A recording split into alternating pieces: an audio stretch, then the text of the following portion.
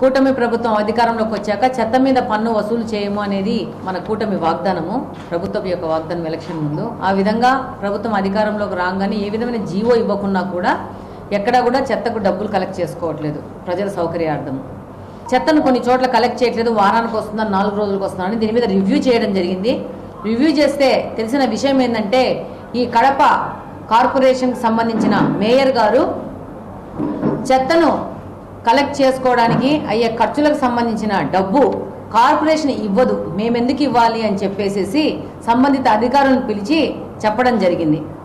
దానివల్ల దాదాపు ఇంతకుముందు చెత్త కలెక్ట్ చేసుకోవడానికి వచ్చిన వాహనాలను సగానికి సగం తగ్గిస్తూ దశల వారీగా ఆ వాహనాలను తగ్గించి కార్పొరేషన్ చెత్త కలెక్షన్కి డబ్బులు ఇవ్వము అని చెప్పేసి ఆయన చెప్పింది. నేను ఒకటే ప్రశ్నిస్తున్నాను, మీ ద్వారా ప్రజలకు ఈ విషయం చేరవేస్తున్నాను. ఈ మేయర్ సిటీలో కూర్చుండి ఎందుకు? ఈయన వైసీపీకి సంబంధించిన పార్టీ కార్యక్రమాలు జరపడానికి కూర్చున్నాడా, లేకపోతే ప్రజలకు సేవ చేయడానికి కూర్చున్నాడా? ఈ మేయర్కి అసలు ఈ యొక్క ప్రభుత్వ విధానాలు జీవో మీద అవగాహన ఉందా? ఈ సందర్భంగా నేను మేయర్ గారికి తెలియజేసుకుంటున్నాను, ఒక జీవో ఉంది గవర్నమెంట్ తరపు నుంచి, ప్రతి ఒక్క కార్పొరేషన్కి సంబంధించిన పారిశుద్ధ్యానికి సంబంధించిన ఖర్చులు ఆ కార్పొరేషనే భరించాలి అనేది ఒక జీవో.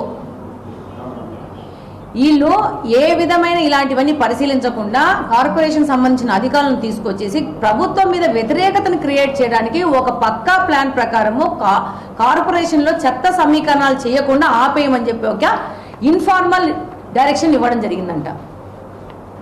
మేము ఈ రివ్యూలో చెప్తే అధికారులు మాకు చెప్పిన విషయము, దాదాపు నేను పిలిచిన రోజు కూడా 20 వాహనాలను తగ్గించండి, అట్లా దశల వారీగా తగ్గించేసేసి కొత్త కడప నగరం చెత్తమయం చేయాలనుకుంటున్నారు.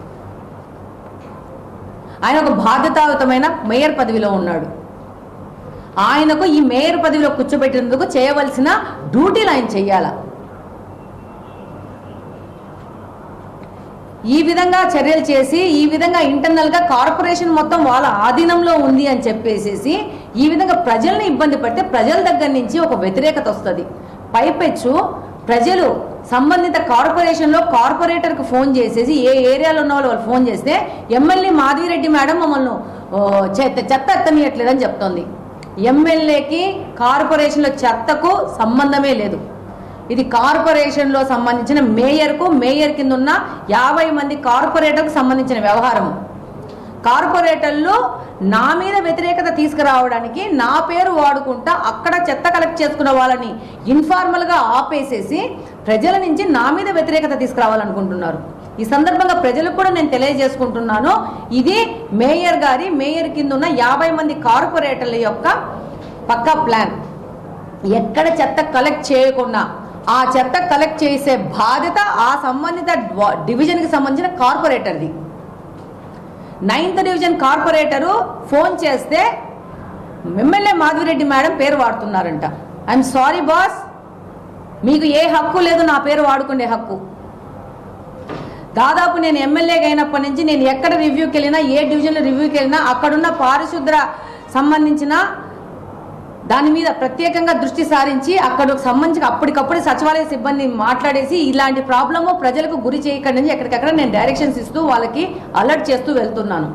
మీరు ఇలాంటి దొంగ ప్లాన్లు చేసుకుంటా కడప నియోజకవర్గంలోని ప్రజల్ని ఇబ్బంది పెట్టదలుచుకుంటే ఇప్పుడు మీకు ఈ ఎలక్షన్లో 1+10 రిజల్ట్స్ ఇచ్చినారు. రేపు ఇది రిపీట్ అయ్యి ఈ కార్పొరేషన్లో కూడా మీ అందరినీ చుట్టుకుంటుంది ఈ రిజల్ట్.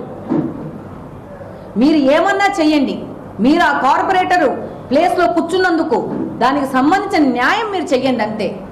నువ్వు వేరే పార్టీ ఉండవు, నేను వేరే పార్టీ ఉంటాను. పార్టీల పరంగా రాజకీయ పరంగా మనము చేసుకుందాం, మన ఉద్యమాలు మన పోరాటాలు మనం చేసుకుందాం. కానీ పార్టీలు వేరని చెప్పేసి ప్రజల్ని ఇబ్బంది పడితే మాత్రం ప్రజల నుంచి రెవల్యూషన్ వస్తుంది చెప్తున్నాను. నేనైతే ఆ ప్లేస్లో ఉంటే నా యొక్క చెత్త కలెక్ట్ చేయకుండా ఎనీ కార్పొరేటర్ ఎనీ మేయర్ ఆపితే నేను ఆ చెత్త తీసుకుపోయి కార్పొరేటర్ ఇంట్లో మేయర్ ఇంట్లో తోసేస్తాను. వాళ్ళు ఎత్తుకుంటారు. ప్రజల నుంచి ఈ విప్లవం రావాలని కోరుకుంటున్నా నేను.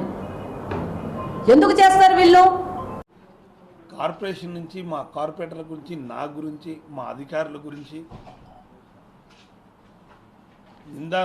నింద ఆరోపణ చేయడం చాలా బాధాకరం. మేము మాట్లాడగలం. ఒక మహిళ కొత్త పిచ్చగారికి పొద్దురగదన్నట్టు కొత్తగా రాజకీయాలకు వచ్చాం. ఎప్పటి నుంచో మేము రాజకీయాల్లో ఉన్నాం. స్థానిక సంస్థలు చిన్నచో గ్రామ పంచాయతీగా 10 ఏళ్ళు ఉన్నాం. జిల్లా పరిషత్ చైర్మన్గా ఉన్నాం.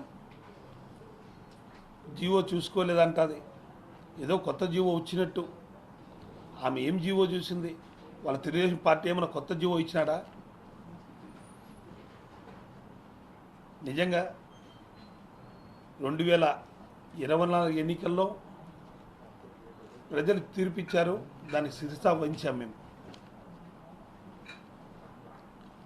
తెలుగుదేశం పార్టీకి పట్టం కట్టారు.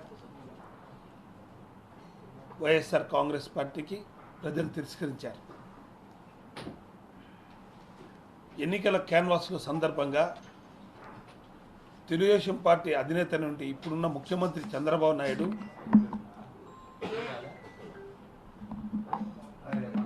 ఎన్నికల్లో చెత్త పనులు చేస్తున్నారు, ప్రజలకు భారం మోపుతున్నారు, చెత్త పన్ను వసూలు చేస్తున్నారు. నేను అధికారం వచ్చిన తర్వాత పూర్తిగా చెత్త పన్ను వదిలేస్తాను ఒక నాయకుడు మాట్లాడితే, చెత్త పన్ను వసూలు చేసేలు చెత్త నా కొడుకులు ఒక స్పీకర్ హోదాలో ఉండే వ్యక్తి ఈరోజు ఆయన మాట్లాడితే ఈరోజు అధికారంలోకి వచ్చారు.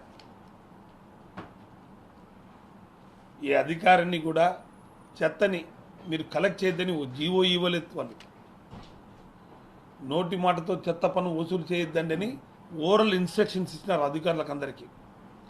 చెత్త పన్ను కూడా వసూలు చేయడం.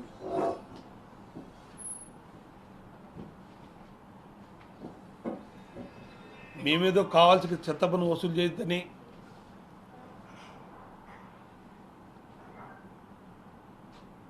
క్లాప్ ప్రోగ్రామ్ని మీరు తీసేసేయమని అవక్కులు చవక్కులు మారుతారు. మాకు ఇంకా ప్రజల మీద ప్రేమ ఉంది.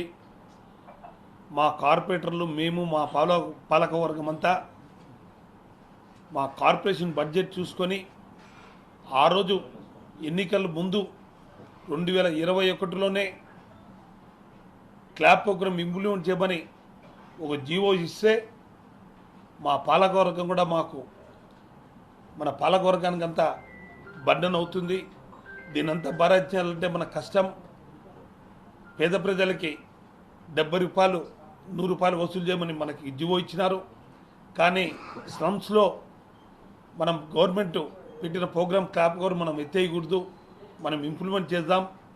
కొంత అంతో ఇంతో కడప నీట్గా ఉంటుంది, క్లీన్ కడపగా మనం చేయగలం. దీనివలన కొత్త ఆటోలు వస్తాయి, మనం ఏదో కొద్ది భారం మోపుదాం అనే ఆలోచనతో స్లమ్స్లో 30 రూపాయలు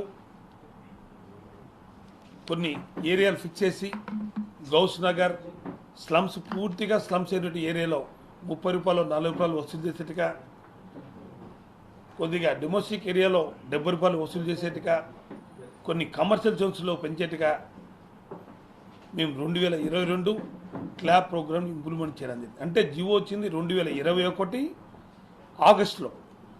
2022 ఏప్రిల్లో మేము క్లాప్ ప్రోగ్రామ్ని కడపలో ఇంప్లిమెంట్ చేశాము. క్లాప్ ప్రోగ్రామ్ ఇంప్లిమెంట్ చేసినా కానీ మా పాలకవర్గం ఎంతో సహకరించి కేవలం 75 లక్షలు ఖర్చు వస్తుంటే కేవలం రాబడి 35 లక్షలు 40 లక్షలు 20 లక్షలు ఒక నెల వసూలవుతున్నా కానీ కార్పొరేషన్ అంతో ఇంతో ఆ బరాన్ని మోయిస్తూ ఓన్లీ క్లాప్ ప్రోగ్రామ్ ఒకటి సక్సెస్ కావాలంటే ఆ డ్రైవర్ ఒకడు బండి దొలకపోతే వీధిలో చెత్త వేయలేరు. ప్రజలు మాకు మనుషులు పెట్టాలని అన్నప్పుడు ఒక క్లాప్ ప్రోగ్రామ్ అది ఆటోకి 2 వర్కర్ని అరేంజ్ చేయడం జరిగింది. అంటే 100 ఆటోలకి